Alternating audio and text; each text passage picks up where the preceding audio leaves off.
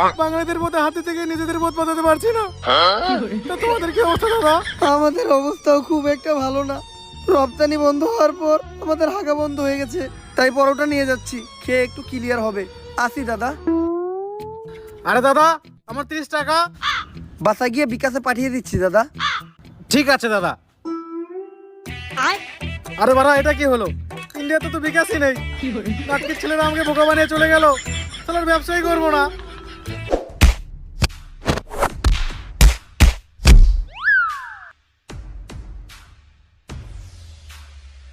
ভাও, সামনে তো পুলিশ সিভিল ডিসে চেকিং করতেছে, এখন এই দিক দিয়ে যাওয়ার উপায় কি? এনথিকা ভাইরো আর একটা বুদ্ধি আমার কাছে আছে। আমরা ভিখারি সাজবো, কারণ ভিখারি সাজলে আমাকে ওরা সন্দেহ করবো না। ভাও, ভিখারি সাজার কি আছে? আম করে তো ভিখারির মতোই দেখা যায়। এই ভিখারির পাশাপাশি আমরা প্রতিবন্ধীও সাজবো, তাইলে সন্দেহ করার আর একদমই চান্স নাই, সহজেই বেরিয়ে যামগা। ভাও, প্রতিবন্ধী হাজারও কোনো দরকার নাই, আপনার এক গারুসা দেখে আপনার প্রতিবন্ধীর মতোই দেখা যায়।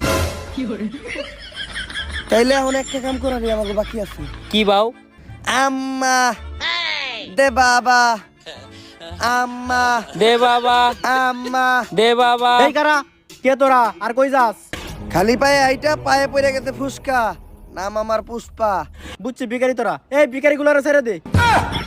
তোরা ওই পিছের রাস্তাটা দিয়ে ঘুরে যা। এই সোজা রাস্তা রাইখা পুষ্পা পিছনের রাস্তা দিয়ে ঘুরে যাইব না, কারণ পুষ্পা ঝুঁকে গান হেই।